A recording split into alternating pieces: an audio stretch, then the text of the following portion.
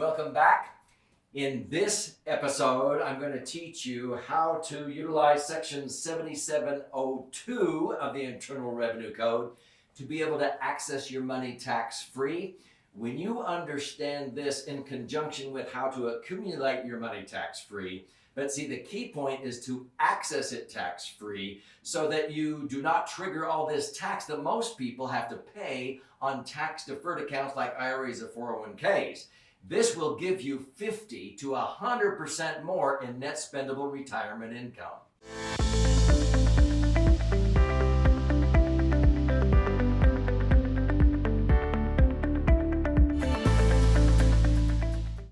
So under Section 7702, this gives us the parameters in which you can access money out of a maximum funded tax advantage insurance contract and not trigger unnecessary tax. Now I'm going to share with you there are three ways to access money out of a maximum funded insurance contract, which I call the laser fund in my various books and educational materials, because if you do it correctly and you structure it properly, it passes the liquidity, safety, rate of return, and tax benefit test with flying colors. It comes in with the highest score compared to any other investment vehicle that I'm aware of in America, or the world for that matter.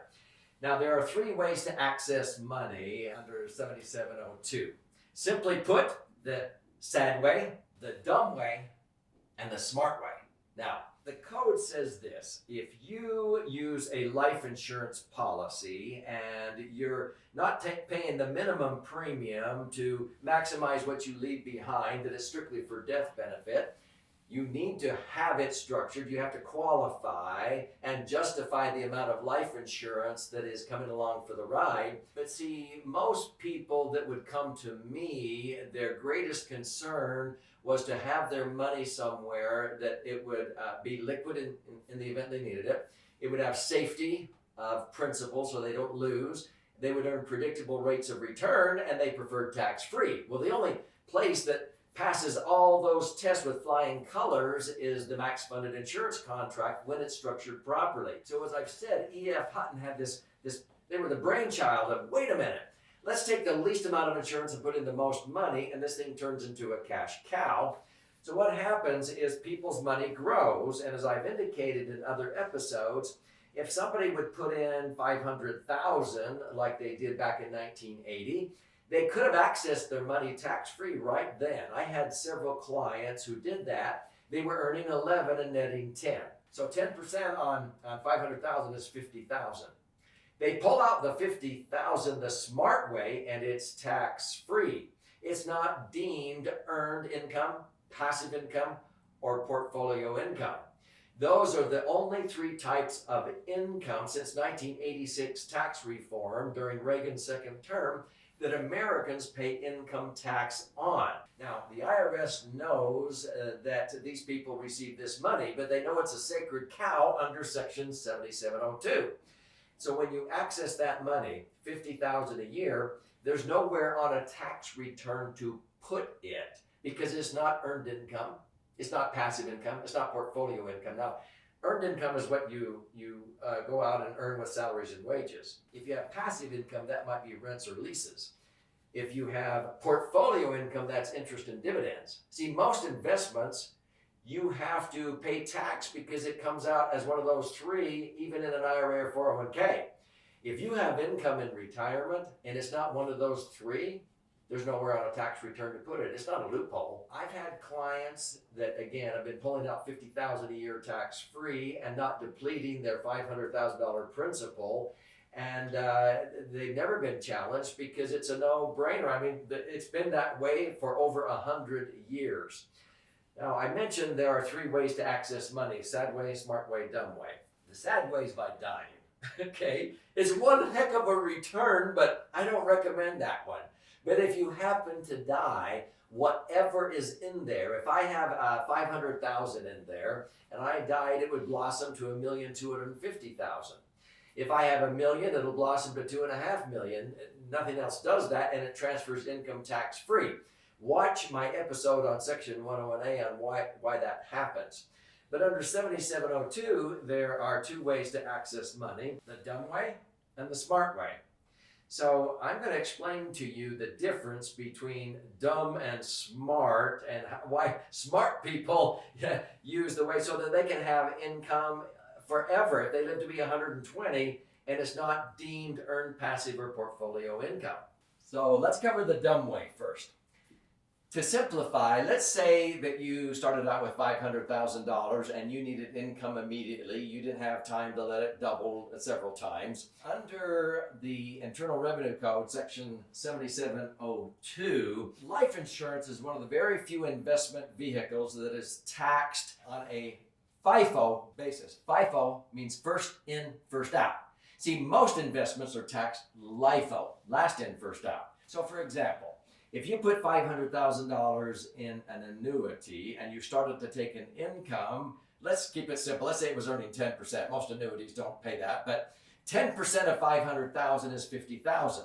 If you started taking your $50,000 income, that's the last money you're earning. Your interest is the first money coming out. You're paying taxes on all of your distribution, except if you deplete principal. If you're recovering basis, if you're getting back some of the original money you put in by depleting principal, then if you've already paid tax on it, you don't have to pay tax on that. If it's a tax-deferred IRA or 401k, it's always taxed LIFO. So what you're doing is, in an insurance contract, you are able to take it out FIFO.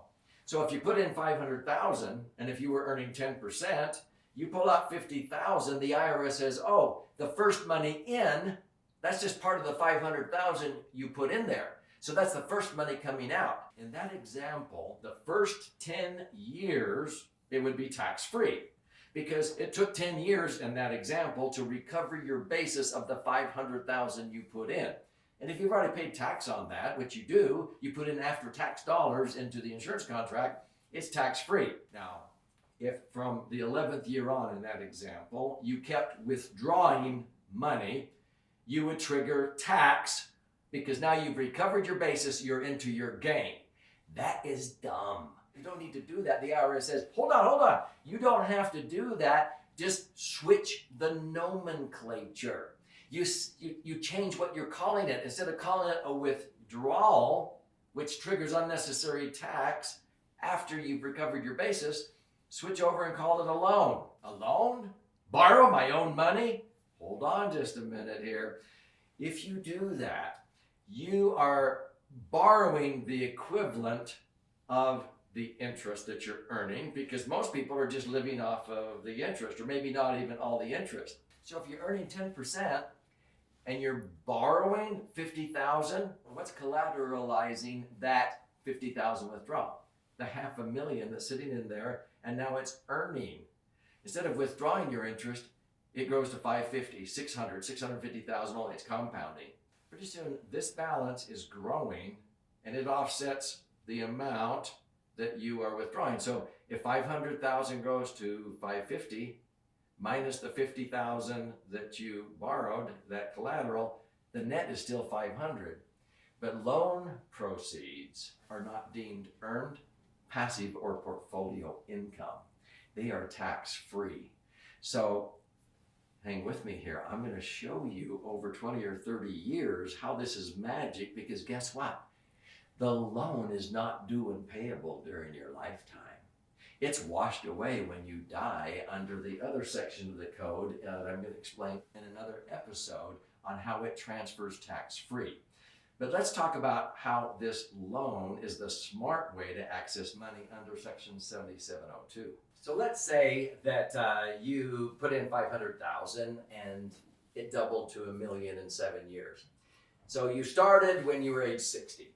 And you put in the $500,000 at age 67, it's worth $1 million, and you want to start taking out money the smart way under section 7702. So I recommend that you don't even withdraw up to your basis.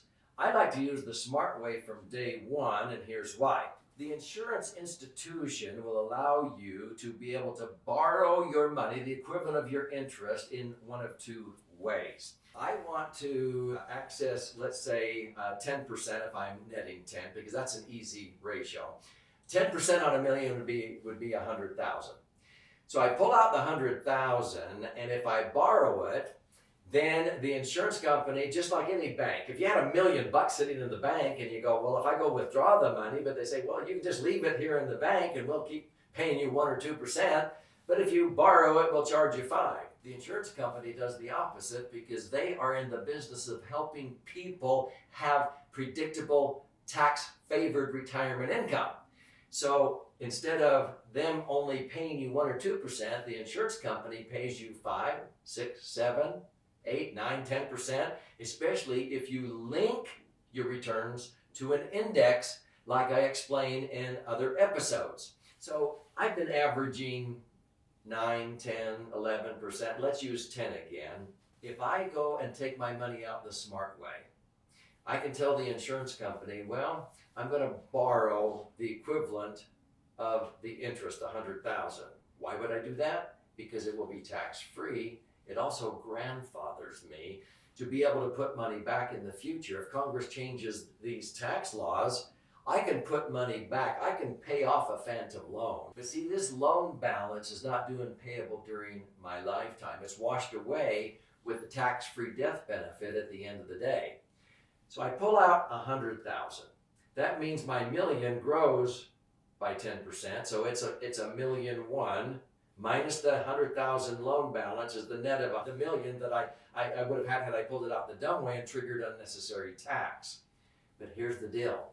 The IRS says in these sections that the insurance company must charge a nominal rate of interest, like 2.5%, 3%. So if they charge 2.5% interest on the $100,000 loan, guess what?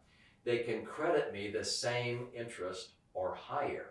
If I'm earning 10%, they will keep paying me up to the index of 10% over here. They're charging only 5 over here.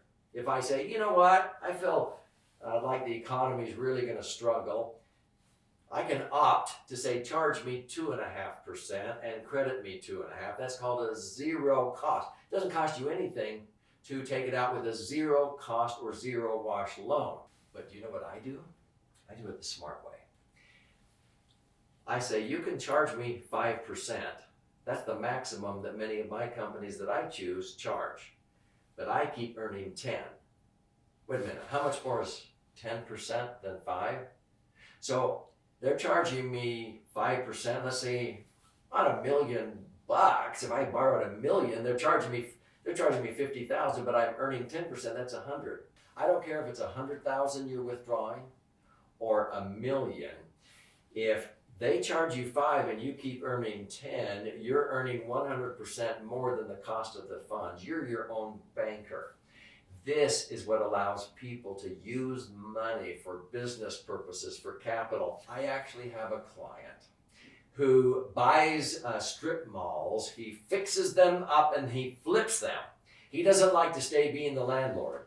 He will call and he will borrow, let's say, $1 million out of his laser fund under Section 7702. And he says, do the index loan, or it's called a participating loan, the smart way. So he is charged 5% on that million, 50,000, but he is being credited whatever the index is. In 2017, do you know he was borrowing at 5 and he earned 25%?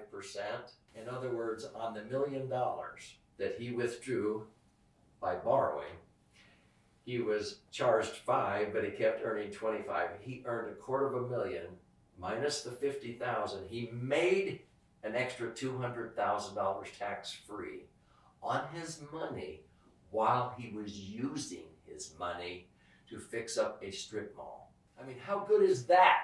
If your mind is getting blown right now, good, because I have other episodes that will show you how you can use this. But this is how money works. You're just your own banker. Banks borrow our money at a lower rate and they earn a higher rate. When you access your money, you can just withdraw it. It's tax-free up to your basis. You can then borrow it and just it's a zero cost if you want. But you know what I do? I borrow at a lower rate and keep earning a higher rate, and you cannot believe it allows you to access another 1, 2, or 3% higher rate of return. So if you're only earning 7, you could actually withdraw 10% and not deplete your principal in many periods of time. That's why I say to people, if you had $1 million nest egg and you're only earning 7, how can you pull out 10% and not deplete principal? Because you're using section 7702 to pull out your money the smart way. So if this is intriguing you, make sure you watch the episodes about 72E, 101A, but especially this episode that sort of connects all the dots on how this is tax-free in the Internal Revenue Code.